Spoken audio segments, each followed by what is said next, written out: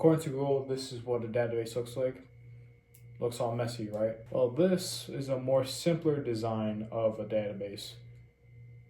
Don't worry, I did not make this. But just for today, we're going to be looking at DBMS, aka Database Management Systems, and we're going to be looking at the fundamentals and basically positives and negatives.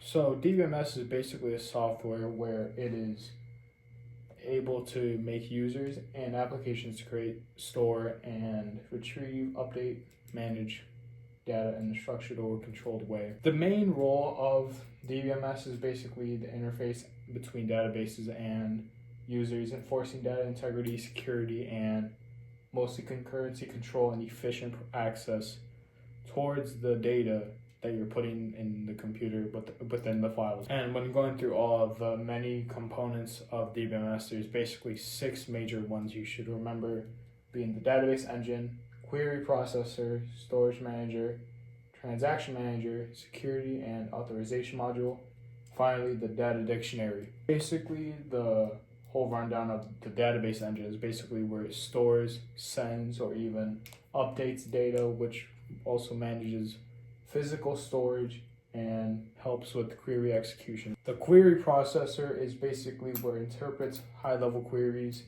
and optimizes them to convert them into execution planners. The storage manager is basically where it's responsible for handling all the disk space and file structures, buffering and access methods to ensure that all of this data is secured and retrieved efficiently. And then for the fourth one, we have the transaction manager, which is basically where it maintains and helps multiple users access this data at the same time, as well as enforcing ACID properties, which ACID stands for atomicity, consistency, isolation, and then durability. Up next, we have the security and authorization module, which basically controls all this access permissions and protects the data from unauthorized usage, which this is basically responsible for if any hackers add some data that's not even supportive in the database, they'll remove it, which will cause any harm towards the database that the hacker would use. It would go away. Finally, data dictionary, which basically stores definition of the table schemas, constraints, and relationships used by the system, which basically those are basically kind of like the structures and more of the foundations of the database. Now we're going to be looking at the advantages and disadvantages of using DBMS. Some positives about DBMS is basically where it's consistency and integrity with the data, which basically reduces duplication and forces rules to maintain all of this data to stay stabilized. And then next we have the concurrent multi-user access, which can safely access for multiple users and modify all the data without any corruption.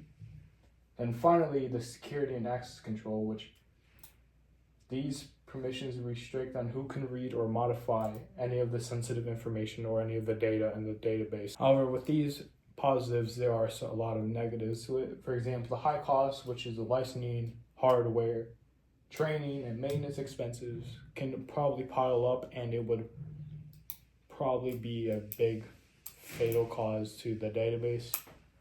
And next up we have is the complexity, which requires specialized knowledge for design, administration, and optimization. Basically a run-on of what complexity is basically you just need like required source of any of the data or design, which could probably just limit anything that you could possibly do.